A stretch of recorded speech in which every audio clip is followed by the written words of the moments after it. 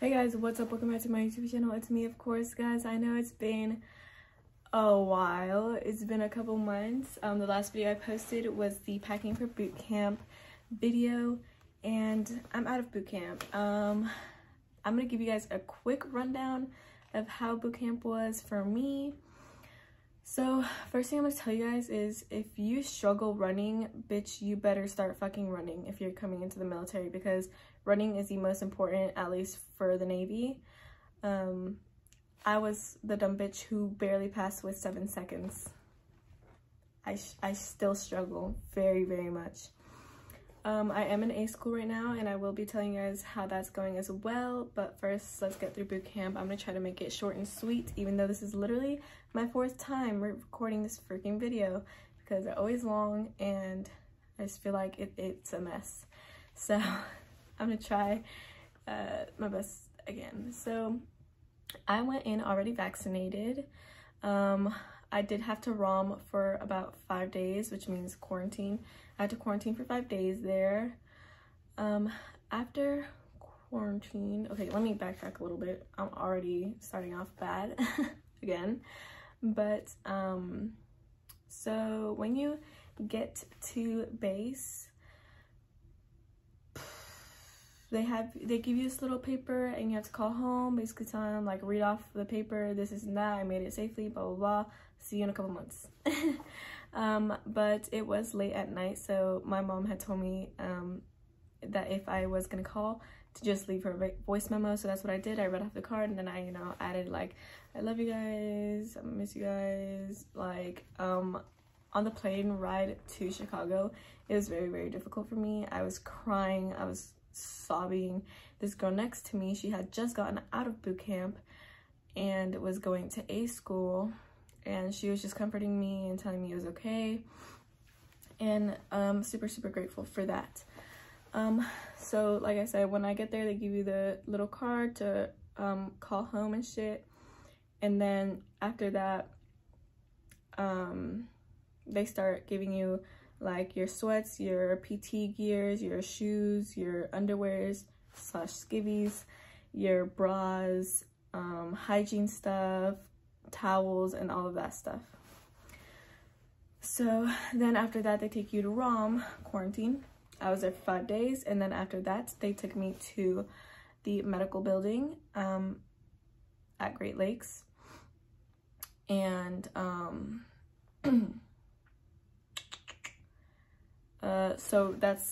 so when we get to Red Rover, that's basically the first, it's called P days. So the first week that we're in the medical building is called P days, which is where we take our urine tests, blood tests, they give you your shots, they set up your medical files, your dental files, they check you and everything. And then you, like, swear in, or actually you swear in at your hometown facility thing, but they give you, like, a chance to, like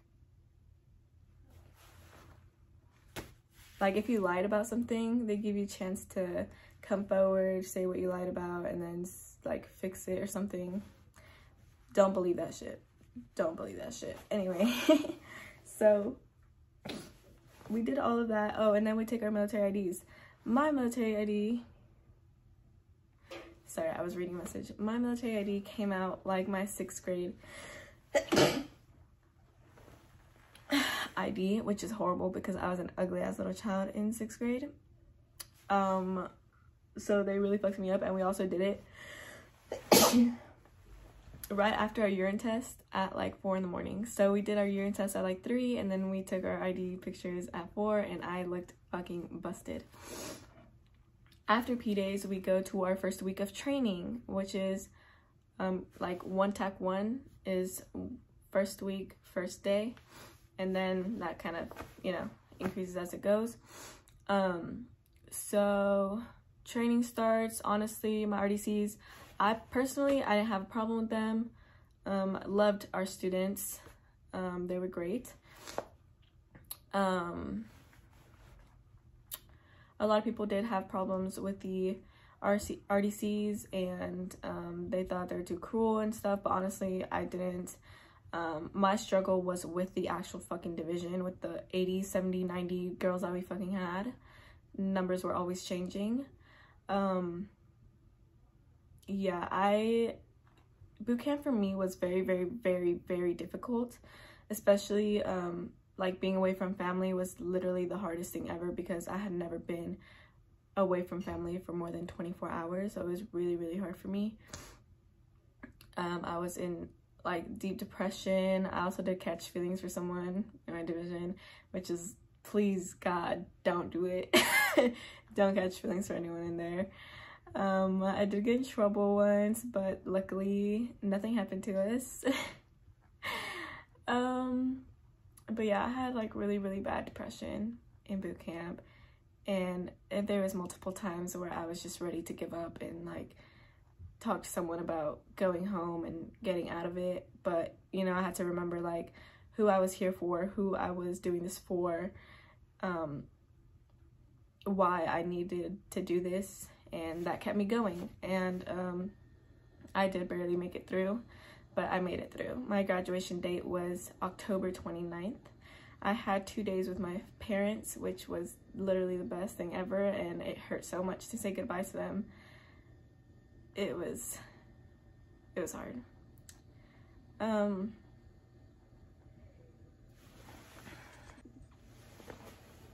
Yeah, phone calls were also really, really hard. We did get 4 phone calls, but only 2 of those phone calls, which is at the very beginning and the very end, those were the only ones where we got at least 45 minutes. The other ones were only like 20, 15 minutes, which sucked. It was literally the hardest thing. I remember on one of the short phone calls, I called my sister and I called my dad, and I did not have enough time to call my mom. I called her for like not even a minute. It was like 30 seconds, and then they told us to hang up. So I was like, I'm so sorry, Mom. I'm so sorry. I should have called you first, because I feel like I am the closest to my mom.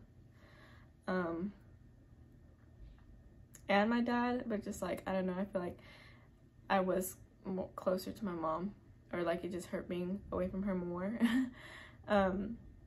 But the reason I called my sister was because I had talked to them in like the previous phone call, so I wanted to squeeze them in as well. So, but obviously like I took too long on her call that I didn't get to call my mom, and you know, she started crying. She's like, it's okay, I'll talk to you again. I would get letters from them, and the letters honestly made me cry every time, and I feel like crying right now just thinking about it. But you know, getting a letter from my family was always just something that kept me going as well.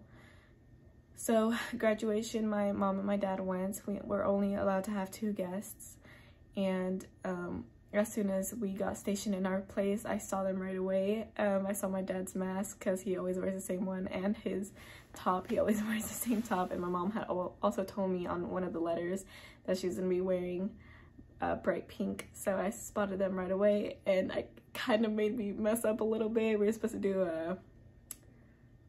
a right phase, I think, and I did a left phase, and I was like, oh wait. So it was funny. But I was just so happy to see them. And after graduation, like, I just remember running up, and we were crying. We were bawling our fucking asses off. Me, my mom, my dad. It was the first time I've ever seen my dad cry. We were bawling our asses out, and yeah, it was just great being able to hug them again, see them again, and see how proud they were of me. And yeah, so I spent Friday with them and Saturday with them. Sunday they had left, but I was able to spend Sunday with my uncle and my aunt from Chicago. They came to pick me up and you know, took me out to dinner, and then returned me.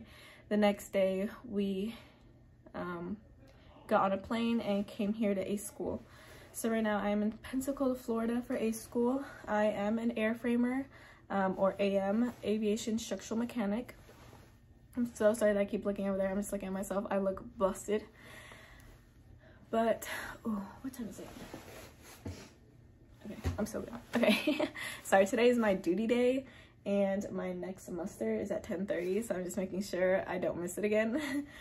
But so Pensacola, Florida, I was here for about 2 weeks. So when you get here, you know, you're an in-doc, and everyone makes fun of in-docs. Me being a senior now in A school, I make fun of in-docs. But it's just so fun. So when you get here, you're in in-doc, middle of the night. Again, we were at the mega building, and getting everything checked in, getting our medical records checked in, filling out some paperwork and stuff like that. And then we got our sea bags. They took us to our building and assigned us our room. So when I got here, my room was down this hall to the left. And when I walked in, I didn't think anyone was in there. It was only like 9-10 at night, and all the lights were off. I did hear someone in the shower, but I thought maybe those were the people next to us or something. I turned on the lights, and surprise, there's a fucking roommate there sleeping already. And she's like, hey bro, we have the lights off for a reason. And I'm like, my fucking bad, bitch, I didn't fucking see you there. And after that, I like put my shit down, and then I'm literally already annoyed as fuck, so I was gonna walk out and just like chill at the G-Dunk and call my parents. And then what's it called? So I like look at her table, or look at the desk next to me, and I see a Ouija board. Another thing that got me through boot camp was my religion, was God, because I know this is gonna sound stupid to some people, but for me and for the believers out there, I felt God. I did, and I saw him, and I knew that he was next to me, and I knew that he was helping me because I prayed to him to help me, and I felt his presence. I felt him helping me. And so when I saw the Ouija board, so boot camp, I found my way back to my religion, because for a while, you know, I wouldn't say I left my religion, I just like slacked off on it. So boot camp really was like a big thing in finding my religion again, and you know, loving everything about it again. So when I saw the Ouija board, I freaked the fuck out, because let's just say my family has history. So I like immediately run out. I go to the G-Dunk, I call my mom, I'm like crying. I'm like, Mom, I can't do this, this isn't that. I talk to the MTIs, they say they can't do anything about it right now, and to just tell her to put it away. I'm like, bro, what the fuck?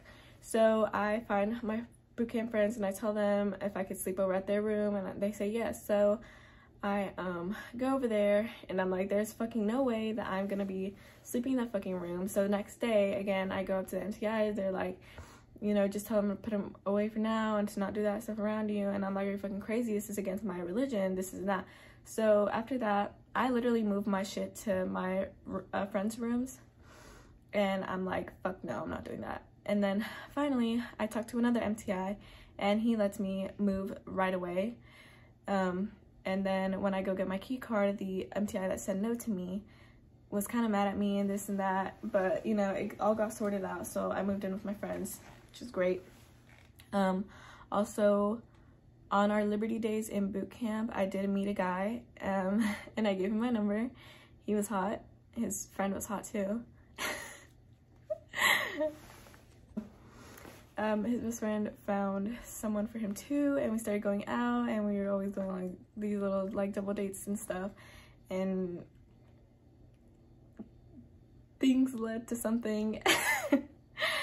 And you know, he became my boyfriend, but we were together for about a little bit over a month, and then he ghosted me.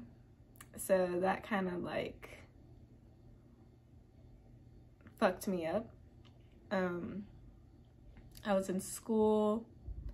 School was honestly not that bad. you know, like, I honestly was the happiest I've ever been when I was with him. And it took a lot for me to tell my parents about it, because I didn't want to, like, in case anything happened, I didn't want to be a dumbass and be like, oh yeah, we're not together anymore, you know? So when I finally told them, they were super happy. I mean, they weren't happy, but my dad was super happy, because he saw how happy my boyfriend had made me, and he was happy that there was someone there to watch over me. After he ghosted me, it was kind of hard. It was very, very hard on me. I did, again, go into like a bit of depression. I mean, depression honestly never left for me, but with him, I was rarely sad. So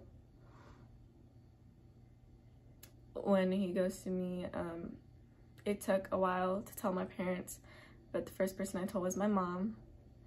I was like, you know, didn't work out, he fucking ghosted me, and you know, this is how I feel. And then I remember I would call my dad, and he would always ask about him. And I was like, oh yeah, I'm gonna see him later, he's busy, this and that. And then finally one day I like grew balls, and I was, cause I think my mom had kind of told him, and he's like, so I heard you and Donnie broke up. And I was like, yeah. He's like, why? And I mean, I don't know. I would fucking love to know too. He just ghosted me, and now he has a new girlfriend. So yeah, but after him, I met a girl. And fuck, I am crazy about this girl. I'm crazy about this female. I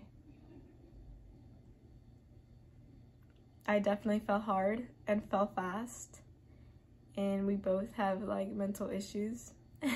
Or not, I want to say mental issues, but we both have mental problems. So we hung out for a bit. We shared some good times, but at the end of the day, she had told me like she couldn't be in a relationship because, for one, it's A school. We didn't have our orders yet, and who knows if it would have lasted. And also, like I said, she's not in the best mental state, just like I am not in the best mental state. So she didn't want to take anything further. I still did try after that, but you know, after a while, I finally realized, which is actually like 2 weeks ago, I finally realized that I needed to let her go. I needed to let her be the best person for herself. I realized, you know, I can't keep bothering her. If she needs to be by herself to like fix her mentality, like, what am I trying to say? I don't want to stop her from putting herself first. That is probably one of my favorite things about her, is that she's very much independent and I'm dependent, according to my chaplain. And to myself, like, I know I'm dependent. So you know, I was finally like, okay, I need to stop doing this because she doesn't want this and I'm just pushing it, and I can't do that because I don't want to, you know, ruin a good friendship that we do have. So I finally stopped. So basically with my boyfriend, we broke up / he ghosted me in the beginning of December. I met her about a week or two after. We hung out, and then the last time I tried was New Year's. After that, like I said, you know, it came to a realization that I can't do this. Like, if I love someone, I have to let them go, just like the saying says. And if we're meant to be together, you know, the universe will bring us back together. So, you know, basically, and also like made a lot of fake ass people here, fake ass friends here, which again, like, I'm struggling. Like, still to this day. Yesterday, in fact, I had a breakdown and I didn't have the happiest of thoughts.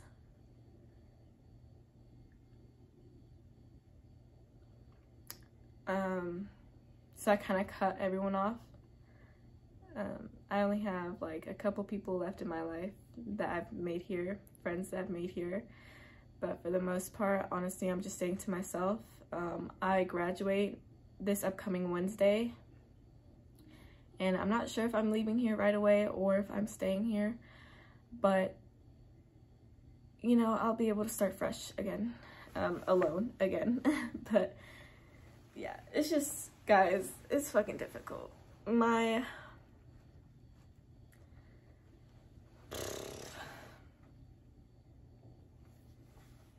really hard. A school itself is fucking amazing. The rooms are honestly not bad. They probably look bad, but I promise you they're not that bad. Duty days are fucking not bad at all. I don't mind it at all. Also, the watch, I very highly recommend, if you come to A school, if you come to Pensacola, get on colors, do colors, learn colors, because that is the only watch you will have to do ever. And it only lasts like at the most 15 minutes. And that is the only watch you have other than like 4-hour watches. Like, do colors. I do colors. I love colors. And I'm scared because apparently in C school we get 8-hour watches. So I'm just hoping there's colors because I want to do colors, not watches. Anyway, yeah. The MTIs are super, super chill and laid back. All of the instructors and the mentors are super chill and honestly amazing. We do still PT over here, which I hate because I hate running, but they did change it up finally, so that's great. Freedom over here is honestly pretty fucking good. It's pretty fucking good. So if you're phase 1, you have to go out in your NSUs, fucking worst. You have to go in your NSUs and you have to be back by 2200. And that was only for 2 weeks, so I didn't mind it that much. For phase 2, you could start wearing your civvies. You could wear your civvies, but you had to also be back by 22 on school days, but you were able to stay out till 24 on weekends. And for phase 3, which is where I've been at for like the last month, maybe month and a half, phase 3 is you're allowed to be out in your civvies on school days. You still have to come back at 2200, but on the weekends you could stay out for as long as you fucking wanted.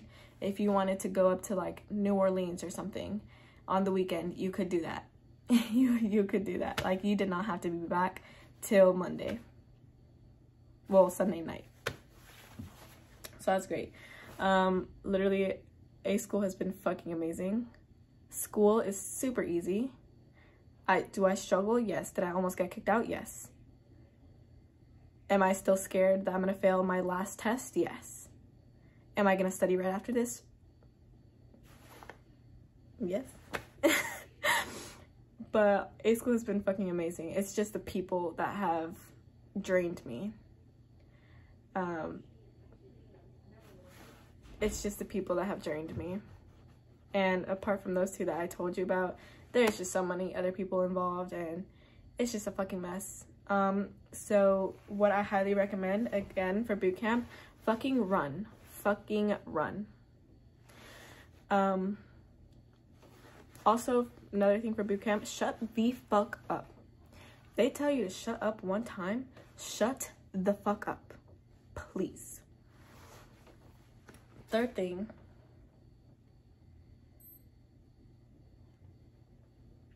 I think that's honestly it for fucking boot camp. For A school, this one is for A school and boot camp.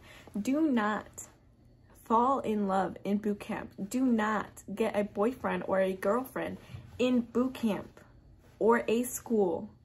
Fucking don't, because they will fucking leave, most likely. Do fucking not, please. Do not get a boyfriend, do not get a girlfriend. They're all fucking hoes. Trust me, because I've had more than my share. of fucking idiocy. Do not. You want to fuck around? Fuck around. Don't get into anything serious, and if you catch feelings fast, don't fuck around. Please. Second of all, don't fucking make friends. Like, make friends, but don't make fucking friends. Have acquaintances. Do not tell them shit about your life. Do not tell them shit about what's going on, unless you absolutely fucking trust them. Fucking don't tell people all of your fucking problems like I did, because that's where I fucked up. I would tell everyone my fucking problems, all my friends my fucking problems, and they're all fake as fuck. So do not make friends, make acquaintances. If you really fucking trust someone, go ahead and tell them your business, but only 1 or 2 people.